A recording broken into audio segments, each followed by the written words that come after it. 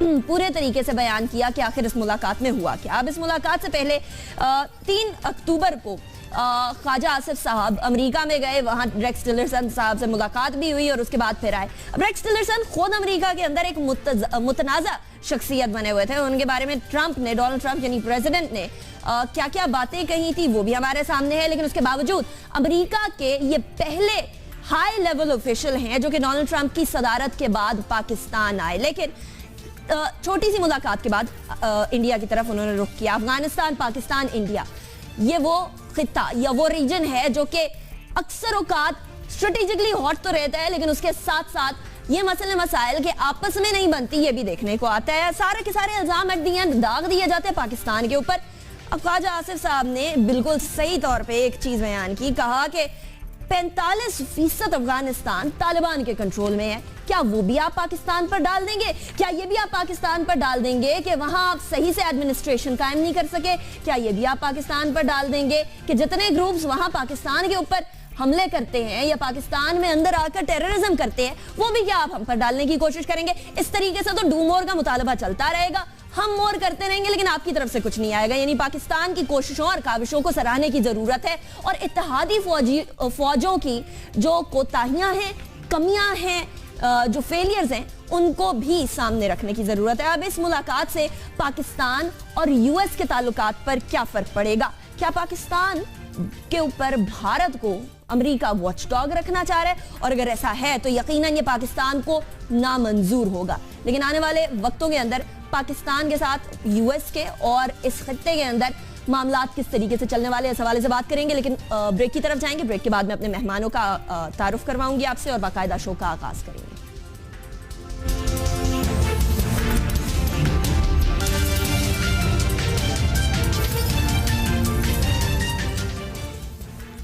Welcome back नाज़रीन। पाकिस्तान और America के ताल्लुकात कभी बेहतरी कभी खराबी की तरफ जाते रहते हैं, जिस तरह मैंने पहले भी कहा। लेकिन इन ताल्लुकात को बेहतर बनाना इंतहाई अहमियत का हामिल इसलिए भी है क्योंकि इस खित्ते के अंदर अमेरिका के पास पाकिस्तान के साथ कोऑपरेशन का चारा कोई नहीं, और पाकिस्तान का बहुत सारी चीज़ों के ऊपर, स्पेशली अगर इस खित्ते के अंदर अपनी कदमों को जमाए रखने की बात है तो फिर अमेरिका के ऊपर भी काफ़ी चीज़ों पर इन्हिसार है। इस हवाले से बात करेंगे। लेकिन उससे पहले मैं अपने पैनल का तारुफ करवाऊंगी। मेरे साथ लाहौर स्टूडियोज लाहौर से मौजूद हैं आबिदा हुसैन साहिबा, फॉर्मर एम्बेसडर हैं। बहुत शुक्रिया आबिदा हुसैन साहिबा, आपने ज्वाइन किया। इस्लामाबाद से हमारे साथ मौजूद हैं ब्रिगेडियर साद साहब, बहुत शुक्रिया साद साहब, आपने ज्वाइन किया।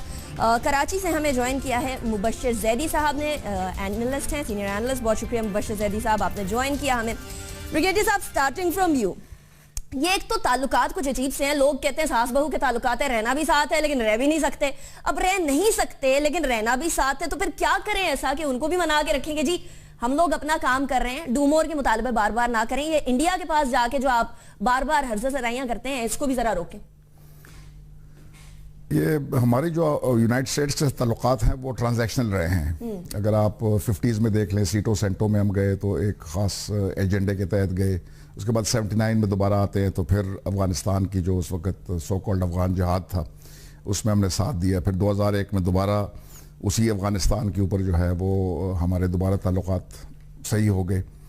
और जैसे ही उन्होंने देखा कि अफ़गानिस्तान में जो उनके फ्लॉज थे उनकी पॉलिसी में वो सामने आने शुरू हो गए और उन्होंने एक मिलिटराइजेशन ऑफ दी प्रॉब्लम जो है वो it took precedence over diplomatic and political जो उसके सॉल्यूशंस थे उससे वो निकल गए और मिलिट्री सोल्यूशन की तरफ आए, जिसका है नहीं मिलिट्री सोल्यूशन उसका। तो अभी भी मतलब है कि अगर आप देखें अभी तो उन्होंने कह दिया कंडीशन बेस है, अगर आप कंडीशंस हैं तो जो उन्होंने ले डाउन किए हैं, तो मेरे ख्याल में कंडीशन बेस्ड रिलेशनशिप नहीं चल सकती है कि आप दूसरे के ऊपर बंदूक रखें और उसको बोलें कि आप इस तरह करें। तो ये अभी पाकिस्तान के जो मामलात हैं इस वक्त, हमारा तालिबान के ऊपर हमारे वज़ीर ख़ारजा ने बिल्कुल सही कहा है कि हमारे उनके ऊपर वो नहीं है कि जो दुनिया समझती है कि हमारे पास ऑन ऑफ स्विच है। और इस वक्त तालिबान की जो लीडरशिप है, ज़्यादातर जो इस वक्त इफेक्टिव हैं शूरा में, वो अफगानिस्तान बेस्ड है। जो उनका मिलिट्री कमीशन का हेड है इब्राहिम सदर, वो भी अफगानिस्तान में बेस्ड है। तो हमारे पास वो अभी लीवरेज नहीं है जो वो समझते हैं कि हमारी लीवरेज है। अमेरिका अगर पाकिस्तान के ऊपर फिशार बढ़ाएगा और पाकिस्तान को तंग करने की कोशिश करेगा तो पाकिस्तान के पास भी वो मौजूद है, आले मौजूद है, जिससे अगर वो कॉपरेशन पाकिस्तान एक्सटेंड ना करे तो अफगानिस्तान में बहुत ज़्यादा मुश्किलात अमेरिका के लिए पैदा हो सकते हैं। तो हमारी एक सेंट्रल लोकेशन है, और जो अमेरिका कोशिश कर रहा है कि हिंदुस्तान को लेके आए, तो वो तो रेड लाइंस हैं, पाकिस्तान उसको कभी भी नहीं मानेगा कि हिंदुस्तान तो वो तो कह रहे हैं, अमेरिका वाले तो कह रहे हैं कि आपको भारत का रोल या भारत को मानना पड़ेगा एक तरह से। क्या क्या चाह क्या रहे हैं? हमारे दुश्मन को हम पे वॉच डॉग बना के बिठाना चाह रहे हैं? अगर इस तरह की कोई बात है तो ना तो पाकिस्तान की सिविल क़यादत को मंजूर होगी, ना मिलिट्री क़यादत को मंजूर होगी। ब्रिगेडियर साहब, वो किसी भी हालत में मंजूर नहीं होगी। पाकिस्तान को ये नहीं चाहता है कि एक 2 फ्रंट के ऊपर वो लड़ाई लड़नी शुरू कर दे। इंडिया अफगानिस्तान में भी आ जाए, उसी तरह जो पाकिस्तान के मशरक बॉर्डर के ऊपर वो आप देख लें लाइन ऑफ कंट्रोल पे क्या कर रहा है, बलूचिस्तान में क्या कर रहा है। तो अगर आपने उनको खुली छुट्टी दे दी तो पाकिस्तान के लिए बहुत मुश्किलात पैदा हो सकती हैं। तो हम अफगानिस्तान की जो लड़ाई है वो हम नहीं लड़ सकते हैं, वो खुद उनको लड़नी पड़ेगी। पाकिस्तान ने किया ना, सफाई की है पाकिस्तान ने 2013 के बाद। पाकिस्तान ने बहुत ज्यादा सफाई की और आपने देखा 80% हमने पाकिस्तान को साफ कर दिया है तकरीबन दहशतगर्दी से। तो वो वहां पर भी करें। अच्छा, हमने तो कर दिया है ब्रिगेडियर साहब, हमने तो कर दिया है, लेकिन उन्होंने क्या किया, 45% जो है अब तालिबान के अंडर है। अच्छा मुबशिर ज़ैदी साहब, मैं आपकी तरफ आऊंगी। एक अभी कुछ अर्से पहले साउथ एशिया समिट के अंदर जो ख्वाजा आसिफ साहब ने बातें कही, उसको बड़ा तनकीद का निशाना बनाया गया पाकिस्तान के अंदर। उसके ऊपर बड़े सवालात उठे, इमरान खान साहब ने उसको तनकीद का निशाना बनाया, बाकी कुछ लीडरान ने उस हवाले से बात की। लेकिन वो कह रहे हैं कि अगर हमें आप इंफॉर्मेशन शेयर करते हैं तो हम जरूर उसके ऊपर कार्रवाई करेंगे। इंफॉर्मेशन शेयरिंग ही तो सबसे बड़ा मसला है। वो उसामा बिन लादेन वाला मामला, एबटाबाद की जब बात आई थी, तब उन्होंने इंफॉर्मेशन शेयर करने की जहमत ही नहीं की, या वो ये समझते हैं कि पाकिस्तान शायद उस तरीके से कार्रवाई नहीं करेगा। क्या एक्सपेक्ट करते हैं? पहले जरा वहां अपने गिरबान में तो झांक ले कि इत्तेहादी फौजों ने किया क्या है अफगानिस्तान के अंदर। देखिए, बात तो ठीक है ब्रिगेडियर साहब की भी और आपकी भी, लेकिन हमें कुछ ना कुछ अपने अंदर भी झांकने की ज़रूरत है कि हमने क्या किया। इमरान खान साहब जब ये कहते हैं कि हमने दूसरों के लिए अपनी जंगें लड़ी हैं, तो मेरे ख्याल में गलत नहीं कहते, और उसका खमियाजा हमने भुगता है जो आज हम जिस जगह खड़े हैं। अब जाहिर है अमेरिका और पाकिस्तान का जो ग्राफ है वो बिल्कुल इस वक्त जो है वो नीचे की तरफ आ गया है, और अमेरिका ने अपनी प्रायोरिटीज़ भी वाजे कर दी हैं कि भारत को सेंट्रल रोल देगा रीजन में, पाकिस्तान के लिए ही नहीं चाइना के लिए भी। तो बेसिकली जो है ये सारा घेराव ये चाइना के लिए भी है। लेकिन जो इकोनॉमिकली हमें स्क्वीज़ करने का जो सिलसिला होगा, मेरे ख्याल में वो ज़्यादा परेशान कुन है। 3 रोज़ पहले अफ़गान सदर अशरफ गनी ने कह दिया कि पाकिस्तानी ट्रक्स जो हैं वो अब वहीं ऑफलोड होंगे सरहदों पर और अंदर नहीं जाएंगे। उसके अलावा आज मैं देख रहा था FPCCI की तरफ से एक बयान आया जिसमें कहा गया कि पाकिस्तान और अफ़गानिस्तान की ट्रेड बहुत तेज़ी से नीचे जा रही है। पाकिस्तान का सेकेंड लार्जेस्ट पार्टनर था अफ़गानिस्तान, और हमारा जो सारे एक्सपोर्ट्स थे वो वहाँ जा रहे थे, वो नीचे जा रहे हैं, और भारत और ईरान जो हैं वो सब्स्टिट्यूट कर रहे हैं सारा सिलसिला। हमने भी अपनी प्रायोरिटीज़ वाजे कर दी हैं। आज ख्वाजा आसिफ साहब भी सेनेट में बोले हैं, चाइना ज़ाहिर है हमारे पास और कोई चारा नहीं है कि हम चाइना की तरफ ही देखें इस सारी सूरत हाल में। लेकिन मेरे ख्याल में आबिदा हुसैन साहिबा बहुत बेहतर बता सकेंगी कि because she had gone through the process कि कहाँ हमसे गलतियाँ हुई हैं, और हमें अपनी गलतियों को ठीक करना है। दुश्मनों की गलतियाँ पॉइंट आउट करने का कोई फ़ायदा नहीं होता, उन्हें समझने से अपने आप को ठीक करना ज़्यादा बेहतर होता है, बजाय इसके कि हम कह दें कि आपने ये किया, आपने ये किया। जैसे ब्रिगेडियर साहब ने कहा कि हमने जंग लड़ी, तो हमने जंग पैसे दे के लड़ी, हमने फ्री में नहीं लड़ी। तो लिहाजा ये कह देना कि जनाब अमेरिका ने बहुत स्मार्ट खेला पहले 80s में, और अब ये 9/11 के बाद उन्होंने जो है हमें इस्तेमाल किया उस जंग के लिए, जिसका खमियाजा फिर हम गुज़िश्ता 15 साल से मुसलसल भुगता है हमने दहशतगर्दी के ज़ोर पर। और जो जहाँ तक तालिबान की बात है, पहले सबको पता था कि तालिबान हमारे अंडर इन्फ्लुएंस हैं, तो इस वक्त बद से बदनाम बुरा वाली बात है कि हमारे पास जो है वो दुनिया अभी भी यही समझती है कि मुबशिर साहब, इस तरह तो हिलरी क्लिंटन की अपनी बात है, ये मेरी बात नहीं है, आपकी बात नहीं है, किसी पाकिस्तानी ने नहीं कही, ये हिलरी क्लिंटन ने, जो कि एक साबिक सदर की अहलिया हैं और प्रेसिडेंट के लिए एक कैंडिडेट थी, वो उन्होंने कहा कि ये तालिबान तो हमारे क्रिएटेड हैं, यानी अमेरिका के क्रिएटेड हैं, अमेरिका की आशीर्वाद से बने। यानी अगर हम पर कोई नुक्ताचीनी करता है तो फिर ये किसने बनाए, किसके थ्रू बने? ख्वाजा आसिफ साहब ने भी यही बात की। मैं जरा आबिदा हुसैन साहिबा की तरफ भी जाऊंगी। आबिदा हुसैन साहिबा, वो गलतियां कोताहियां जो हुई, जो 80 की दहाई में हुई और जो बाकी उसके बाद चली आई, वो तो अपनी जगह पर मौजूद थी, लेकिन अब ख्वाजा आसिफ साहब क्लियरली कह रहे हैं और मैं उनको कोट कर रही हूं, we do not get any military hardware from the US, we are not like the past when we were their proxy. अब उन्होंने प्रॉक्सी बनने से इनकार कर दिया कि हम किसी की प्रॉक्सी नहीं बनेंगे, आप इंफॉर्मेशन शेयर करिए, ठीक है, बात करिए हमारे साथ, हम आपको असिस्ट जरूर करेंगे, लेकिन अब प्रॉक्सी की तरह चलाने वाली बात नहीं है, आप हमारे आका नहीं है। तो ये क्या क्लियर पैगाम है? जी हाँ, पैगाम तो साफ जाहिर है, क्लियर है। देखिए, हमारी जो अमेरिका के साथ तवील रिलेशनशिप रही है वो एक ट्रांजैक्शनल रिलेशनशिप रही है। वो हमें माली मदद देते रहे हैं और हम उनके स्ट्रेटेजिक जो मकासद थे वो पूरा करते रहे हैं। 9/11 के बाद जब सदर बुश ने सदर मुशर्रफ से पूछा कि आर यू विद अस और अगेंस्ट अस, उस वक़्त अगर सदर मुशर्रफ ये कहते कि we are with you if you write off our debt, तो हमारा उस वक़्त कर्जा कुल 32 अरब डॉलर था और हम राइट ऑफ ले सकते थे, लेकिन हमने बिला मशरूत उनकी इमदाद की और हमने अपनी सरजमीन पे उनको बेसिस तक दे दी। अब उसके बाद हमारी रिलेशनशिप इम्प्रूव होने के बजाय डिटेरियोरेट करती चली गई और बुनियादी तौर पे अमेरिका क्योंकि अफ़गानिस्तान में नाकाम हुआ है, वो अपनी नाकामी का एतराफ़ करने के बजाय मलबा हमारी जानिब धकेलते रहते हैं और हमारी बात वो सुनने के बजाय हमें सुनाते रहते हैं। अब इन दिनों में जब वो हमें डू मोर कहते हैं तो हम मजबूर हो गए हैं कि हम जवाब में कहें नो मोर।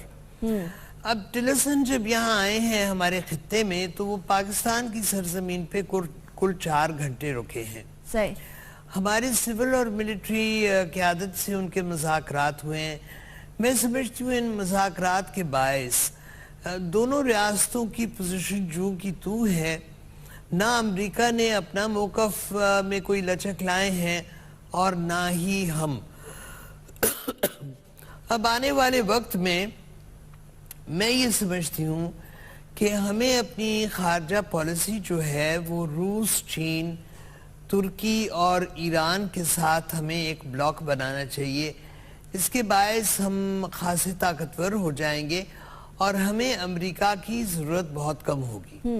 अमेरिका ने इस खित्ते में हिंदुस्तान के साथ बड़े कुर्ब के ताल्लुकात बना रखे हैं। सही। वो अपनी पॉलिसी ऑफ ड्यूअल कंटेनमेंट के बायस हिंदुस्तान को चीन के मुकाबले में सपोर्ट करते हैं और हिंदुस्तान का उनका जो कुर्ब है वो हमें सूट नहीं करता।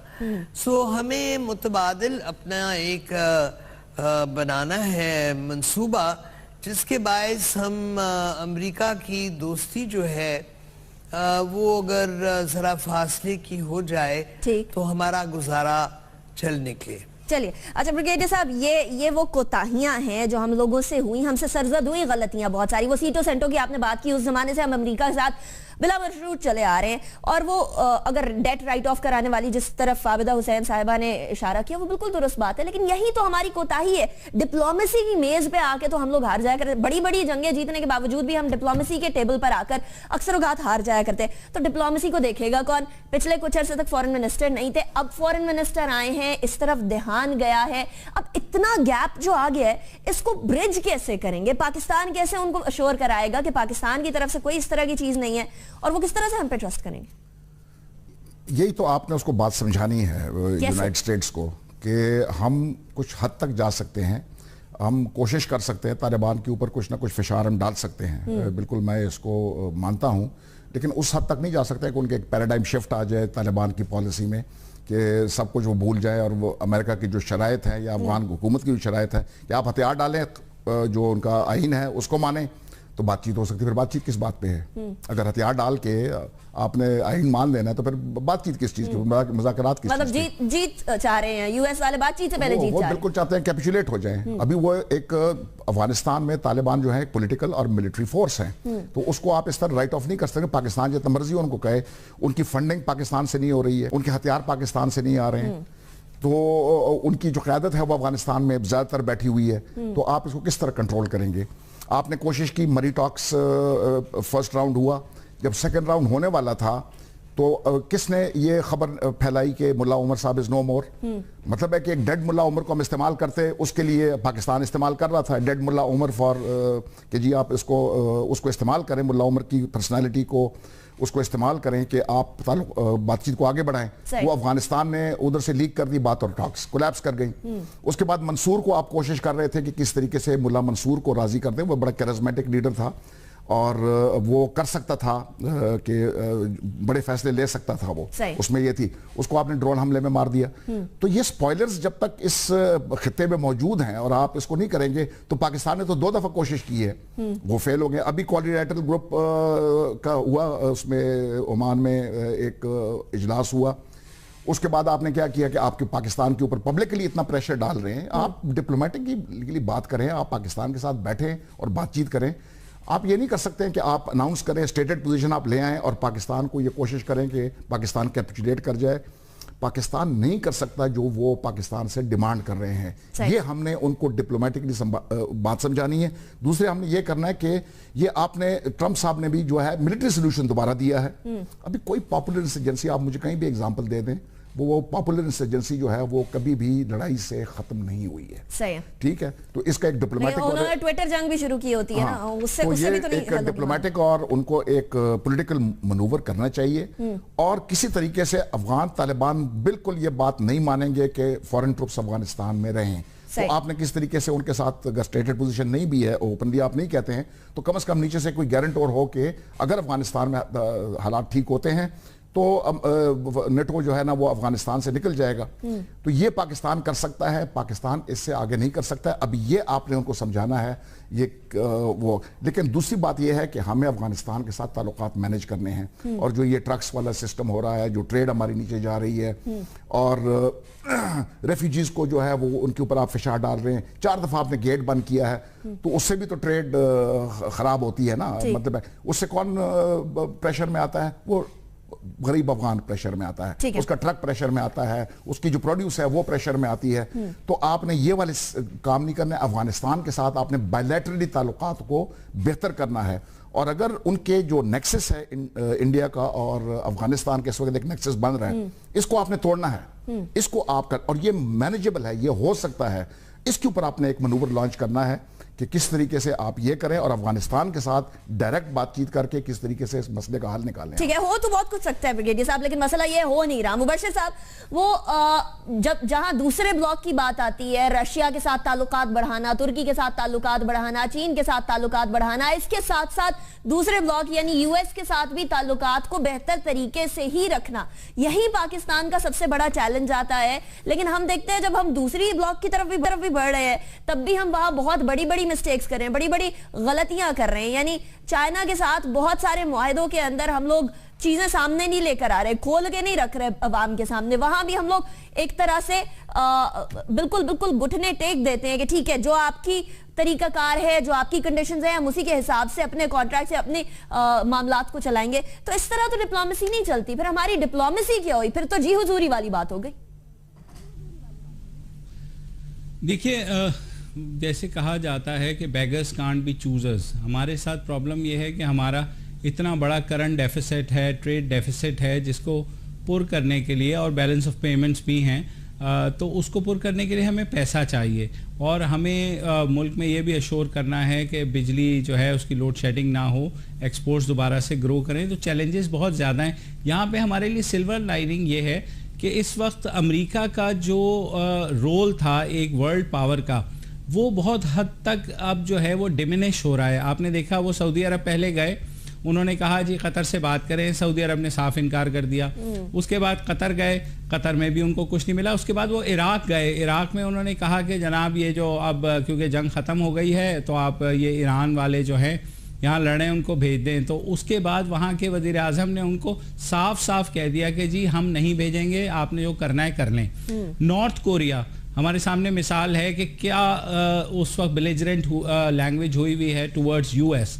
तो मेरे ख्याल में हमारे लिए ये बहुत बेहतर मौका है कि अमेरिका को हम भी आँख दिखा सकते हैं किसी हद तक, जो कि हमारे वज़ीर ख़ारजा ने दिखाई भी है, which is good for us. लेकिन साथ साथ हमें, जैसे मैंने पहले कहा, कि वो गलतियां नहीं दोहरानी जो हम पहले कर चुके हैं, स्ट्रैटेजिक डेप्थ के नाम पे जो हमने एक चीज़ की अफ़गानिस्तान में, ये जैसे भी की, लेकिन वो उसको हमने रिवर्स करना है। हमारा कोई पड़ोसी इस वक्त जो है, दो तो जाहिर है हमारे साथ अब बहुत ज़्यादा एग्रेसिव हुए में हैं। चाइना को छोड़ के मुझे बता दें कौन सा हमारा पड़ोसी मुल्क ऐसा है जो कहता है कि नहीं पाकिस्तान बहुत बेहतर वो कर रहा है। वो माजी की गलतियां, बद से बदनाम बुरा वाली बात है। हमारी जो पास्ट रेपुटेशन है वो ऐसी बन चुकी है। बदकिस्मती से आपने उसामा बिन लादेन का जिक्र किया, तो उसामा बिन लादेन वाकया हो गया। आप आज किसी पाकिस्तानी से पूछ लें कि उसामा बिन लादेन एबटाबाद में क्या कर रहा था, तो उसका जवाब शायद आप टीवी पे ना चला सके। मुल्ला मंसूर की इन्होंने बात की। मुल्ला मंसूर, अगर एक तरफ हम कहते हैं कि हमारा तालिबान पे होल्ड नहीं है, दूसरी तरफ मुल्ला मंसूर जो है वो हमारे मुल्क में उसको ड्रोन स्ट्राइक में मार दिया जाता है। बात ये नहीं है, दुनिया जो है वो एक परसेप्शन पे चलती है। वो हमारी तरफ ये देखती है कि यार उसामा बिन लादेन भी यहीं से निकल रहा है, तालिबान का चीफ भी यहीं से बारे में बात करते हैं। ब्रेक की तरफ जाना है, ब्रेक का वक्त हो गया, ब्रेक की तरफ जाएंगे, उसके बाद बात करेंगे इस परसेप्शन को चेंज करना और साथ साथ फिर अपने ताल्लुकात को बेहतरी की तरफ लेकर जाना। दोनों चैलेंजेस हैं पाकिस्तान के लिए, कैसे पुर करेंगे इन चैलेंजेस को आफ्टर ब्रेक।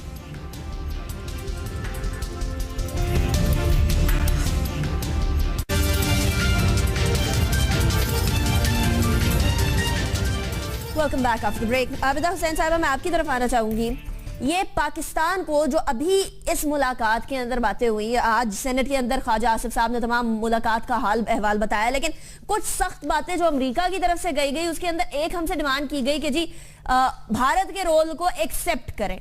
हम एक्सेप्ट किस तरह से करें? यहाँ अफगानिस्तान और पाकिस्तान के अमन की बात हो रही है, दूसरी तरफ भारत हम पे, हमारे बॉर्डर की तरफ किस तरीके से हम पे दबाव डालने की कोशिश कर रहे हैं diplomatically as a statesperson, former ambassador. आप क्या समझती हैं, पाकिस्तान किस तरह से कायल करे अमेरिका को कि भारत का ये किरदार हम एक्सेप्ट नहीं कर सकते जो वो पाकिस्तान के अंदर प्ले कर रहा है? देखिए, अमेरिका, मैंने जैसे अर्ज किया कि अमेरिका का बहुत ज्यादा झुकाव है भारत की मानंद। जो वो हमारे यहाँ जासूसी करते हैं और फिर यहाँ पे इंतहा पसंदी के वक़्वे करते हैं। हमने बारहा इनका तस्करा अमेरिका को किया है। पिछले साल वज़ीर आज़म पाकिस्तान ने एक डोसिये भी प्रेजेंट किया यूनाइटेड नेशंस की जनरल असेंबली में, लेकिन अमेरिका इस सारी बात का कोई किसी किस्म का नोटिस नहीं लेता। अमेरिका बड़ा कमिटेड है ह्यूमन राइट्स के हवाले से, लेकिन जो कश्मीरियों पे हिंदुस्तान की फौज बर्बरियत और सफाकी से काम लेती है, उसको वो ह्यूमन राइट्स वायलेशंस के तौर पे भी नहीं देखते। इस वक्त बेसिकली अमेरिका और पाकिस्तान के माबैन कॉमन डिनोमिनेटर सिर्फ अफगानिस्तान की हद तक है। और वो समझते हैं अमेरिकन के अफगानिस्तान में अगर हम पूरा जोर डालें तो वहाँ पे क़याम अमन के सिलसिले में हम मुफीद साबित हो सकते हैं। साफ जाहिर है कि क़याम अमन अफगानिस्तान में हमें तो बहुत ज़्यादा सूट करता है। हम हर मुमकिन कोशिश करते रहते हैं, लेकिन अफगानिस्तान के अंदर अमन कायम करना है। अफगानों ने आपस में मिल बैठ के गुफ्तगू करके